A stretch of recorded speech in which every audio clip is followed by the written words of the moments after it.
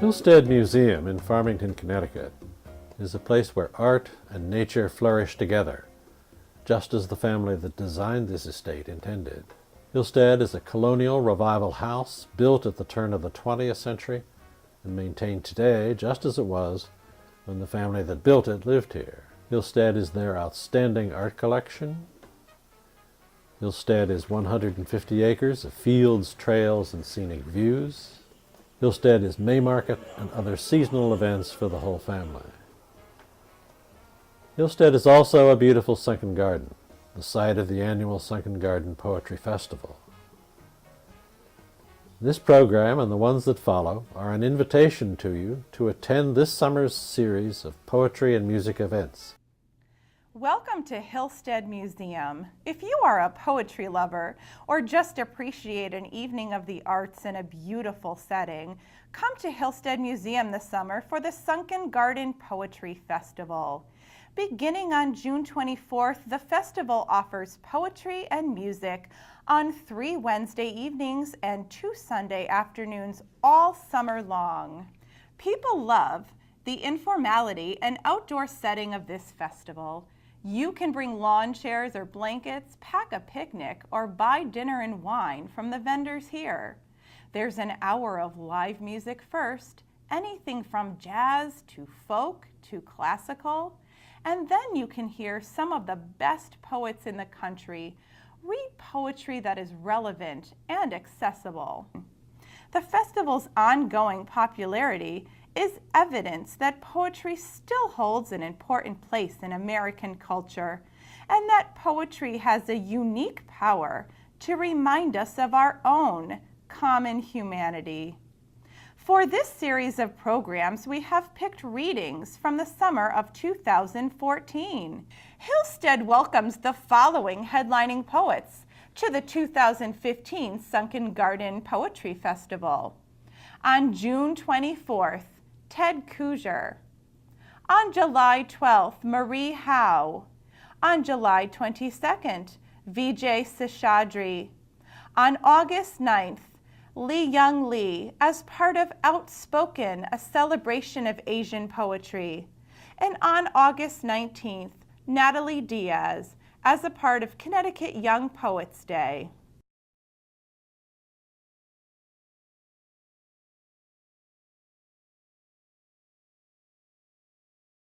Thank you, Susan. Thank you, Edwina. Thank you, everyone, for coming out tonight. It is a beautiful evening. I'll be reading from my new book, just out earlier this year, The Old Woman, the Tulip, and the Dog. And then, if it doesn't rain, some new poems that I'm still working on.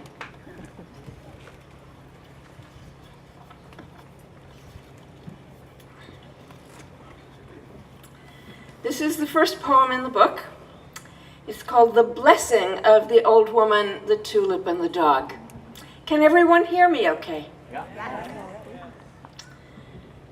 The Blessing of the Old Woman, the Tulip, and the Dog.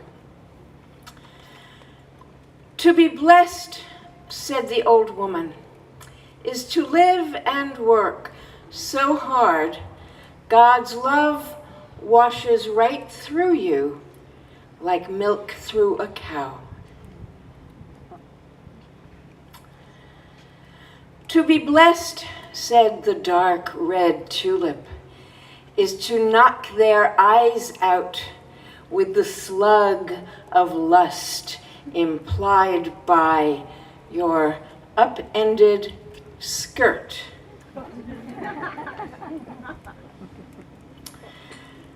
To be blessed, said the dog, is to have a pinch of God inside you, and all the other dogs can smell it.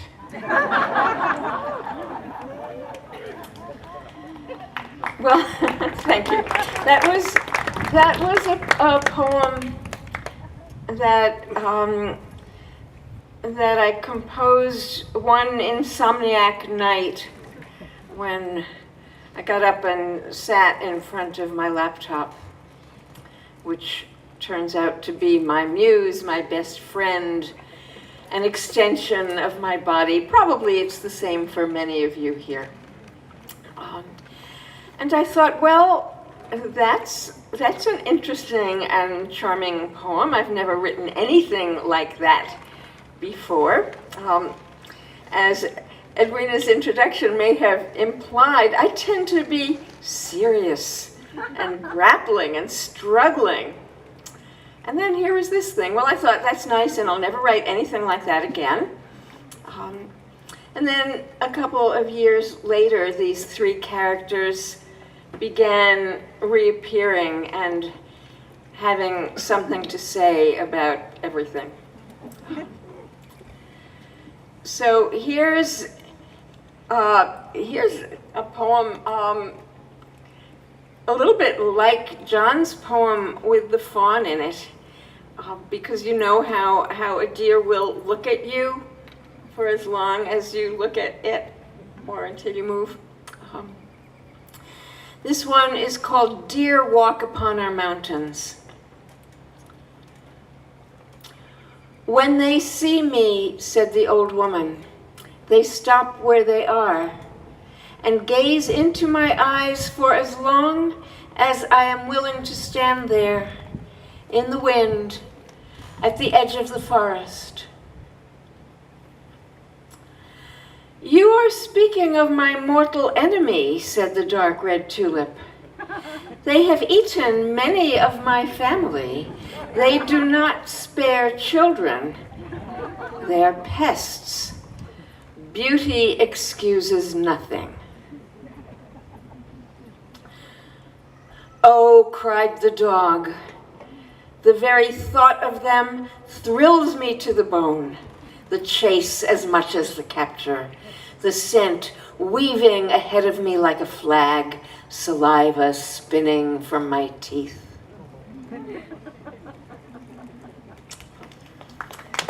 So, thank you. The old woman felt sorry for herself and angry at herself at the same time. Many betrayals had afflicted her. She carried grudges in her throat that paralyzed speech and prevented forgiveness. Unlike you who fear betrayal, I live my whole lifetime in the open air and in the azure present moment, like a butterfly or gnat or horse, said the red tulip. I burden myself with no expectations. Therefore, I can never be betrayed. Unlike both of you, said the dog, I consider fierce competition essential to life. Among dogs, rivalry is not betrayal. It is energy, leaping and fanged energy that makes a top dog. And you are wrong about the horse.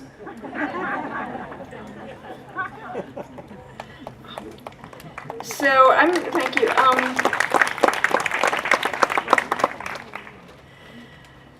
When I'm writing these poems, I never really know what these three beings are going to say, and that's part of what's so interesting for me. All poetry is like crawling into the dark. You never know where the poem is going to take you. And it's more so for me with these because I really never know. This one is called the Drink Triptych. Well, what can I say, said the old woman, giggling a bit. A glass or three of wine was normal at dinner, but one also enjoyed martinis, gin and tonic to celebrate spring. In summer, rum straight up or a margarita, sparkling champagne for especially festive occasions. You see, said the tulip, we who drink nothing but pure rainwater remain awake and alert. Perhaps we shiver and cannot but notice the way you stumble getting home after one of your evenings, scarcely able to find your keys, while we continue upright on the spine of our stems, our petals locked. My long pink tongue, said the dog, is one of my best characteristics. So when I finish my pork chop bone and they put the bowl out, here's how I drink from it. Slurp, slurp, lap, lap, slurp, slurp, lap, lap, making a great deal of noise to show my appreciation.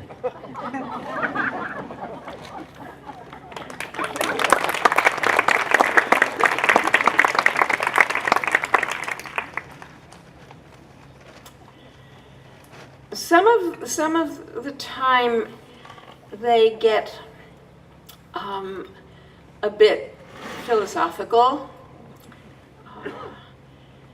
They ask questions about things,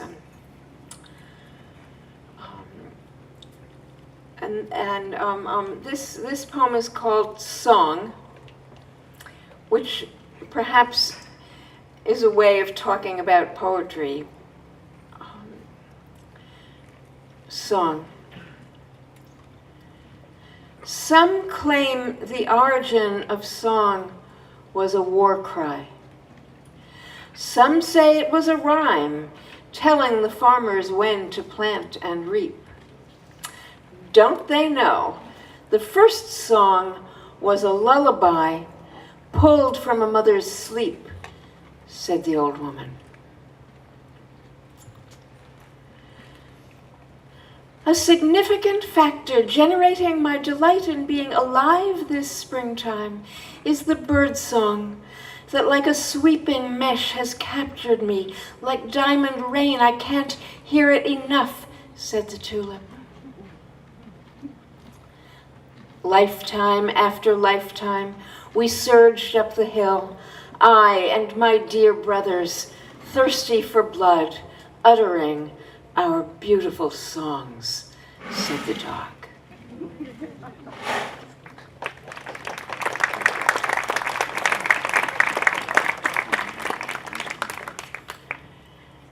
And this one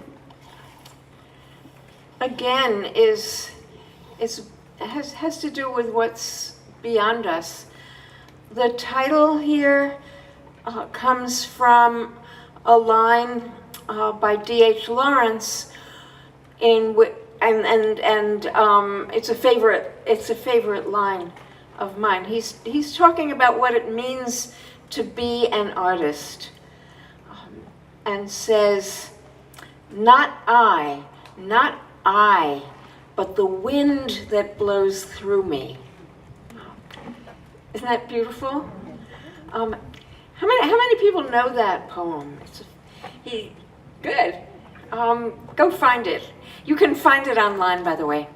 Not I, but the wind that blows through me.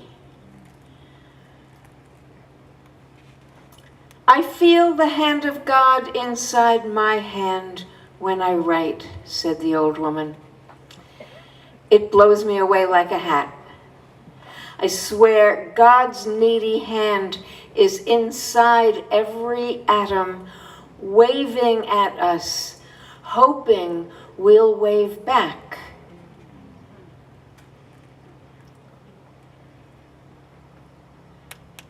Sometimes I feel the presence of the goddess inside me, said the dark red tulip. And sometimes I see her waltzing in the world around me, skirts flying, though everything looks still.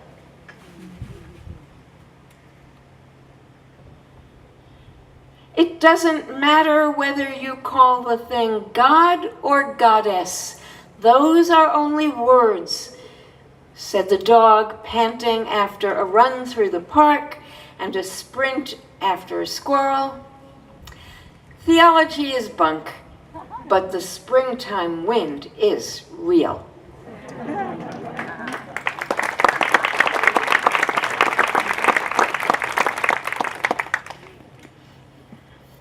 And this is another springtime poem. We must enjoy it as long as we have it. This one is called April.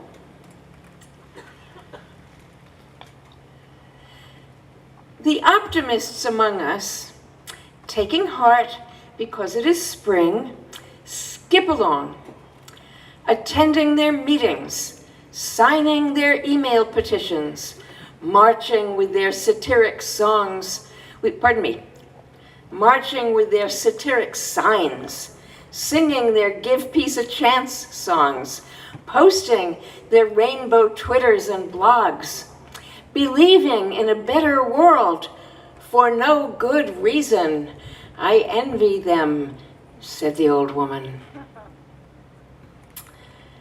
The seasons go round, they go round and around, said the tulip, swaying among her friends in their brown bed in the sun, in the April breeze, under a maple canopy that was also swaying, only with greater motions, casting greater shadows, and the grass hardly stirring.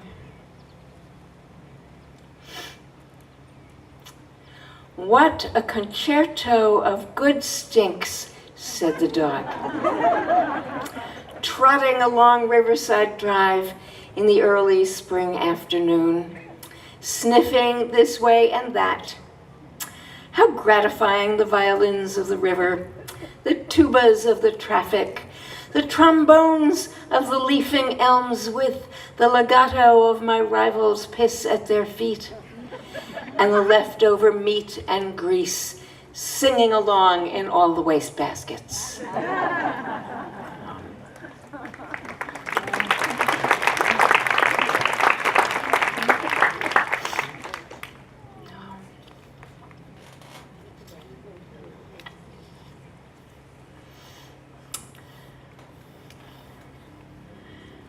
A little more philosophy. This one, I lifted a phrase from another poet. But never mind. I could give a whole discourse. Never mind. Doesn't matter. It's called In Every Life.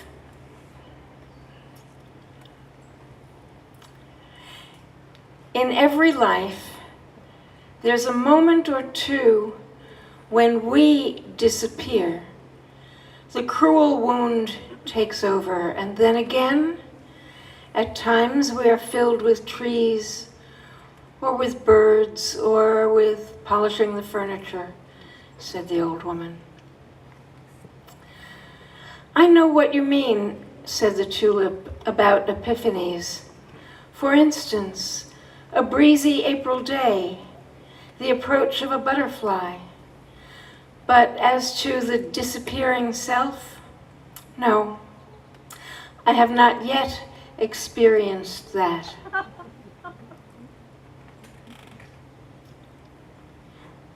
You are creating distinctions that do not exist in nature, where self and not self are like salt in ocean, cloud in sky, oxygen in fire, said the philosophical dog under the table, scratching his balls.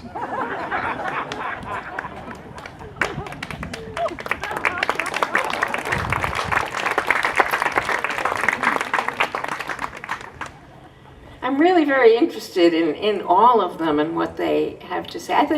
I think the tulip, The tulip has never experienced the disappearing self because she's such a narcissist, right? She's a diva. And the dog has the solution to everything. And the old woman, of course, is always questioning.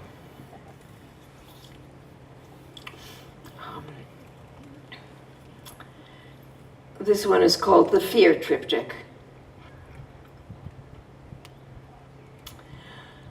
A rung above anxiety and below dread, on the ladder of negative sensations produced by adrenaline, said the old woman. Once it meant something was coming to get you. Today it means you recognize your mind is slowly turning to mush.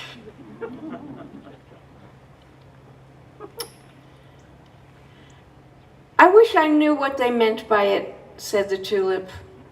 I can feel it coming off them like steam. Yet here I am, and I am simply happy. My meaty bulb is fixed in the warm earth. Happiness keeps rising through my stem. The sun shines in my face. What can be wrong?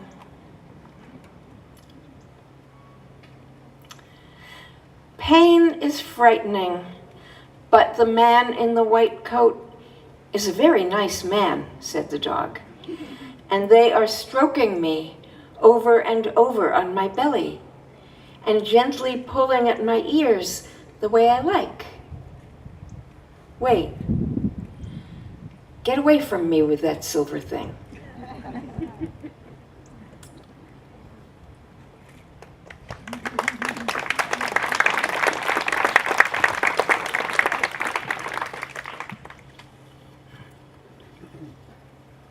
This one is darker.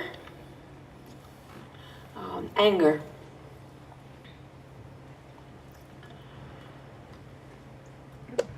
Neither my mugger, nor my rapist, nor the gypsy in Florence who cleverly stole my wallet while I admired her daughter's baby in front of Santa Maria Novella, a good professional job. They owed me nothing. But the smooth men who promised me and lied, the politicians who promised me and lied, should fry in hell and be smeared on toast, said the old woman. You admire me, do you, coming and going the way you do, using your extra stem, tra-la-la, the privileged lot of you, casting your gaze over the lot of us, approvingly. But who are you to judge? Merely because of my immobility, you imagine yourself so superior. Crouch down. You are in my light, said the dark red tulip.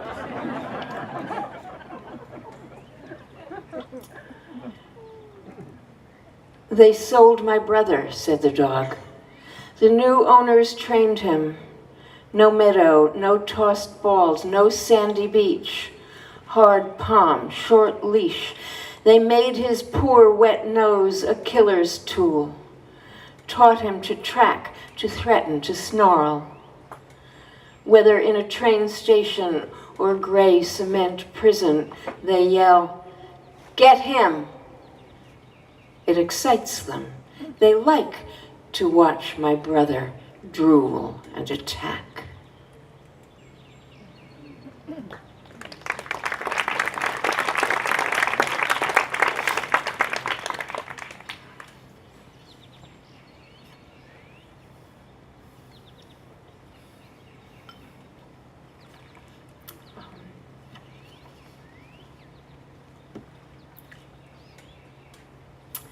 Church.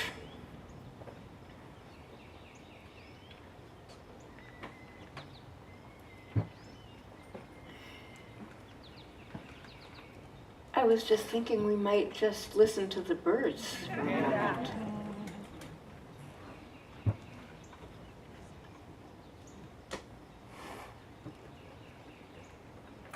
church. You know, says the old woman, I've got troubles. Everyone has got some troubles. But when the Spirit comes down on us all in the church, my Lord, that is something else, like a mountain laughing.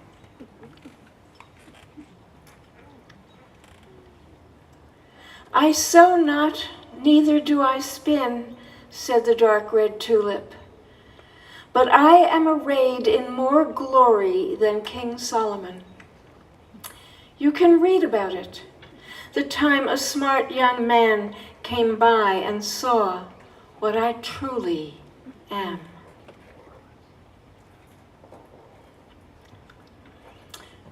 I ain't nothing but a hound dog crying all the time. Nothing but a hound dog crying, said the dog. But the preacher says, no matter how blue I may get, I am one damn sight better than a dead lion. Now, I thought that was interesting because the tulip in this case, what is it that Jesus says, regard, what is it that he says to regard? The lilies of the field, they sow not, neither do they spin, but they are arrayed in more glory than King Solomon. And the tulip thinks it was being said about her. And the preacher, of course, is Ecclesiastes, who says all is vanity, but also says that a living dog is better than a dead lion.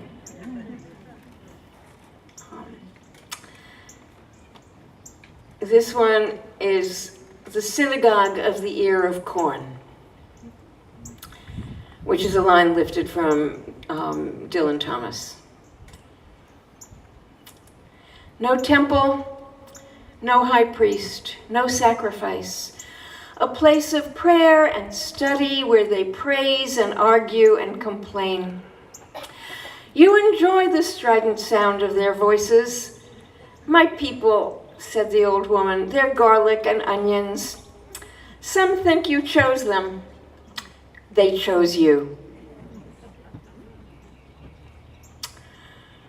When the morning stars sang together and the sons of God shouted for joy, when the planet appeared in the sky, a blue-green jewel, I was down there in my purple dress beside a river. There were thousands of us flowers, life all around us, so incredible. It was the mother of all rock concerts. We have arrived, said the dog, scratching behind his ear. After scrambling down a hill millions of years long, we hail you, and we bring you messages from your own past. For we have the same body heat, the same animal hungers as you, dear friend, the same soul beaming through our eyes.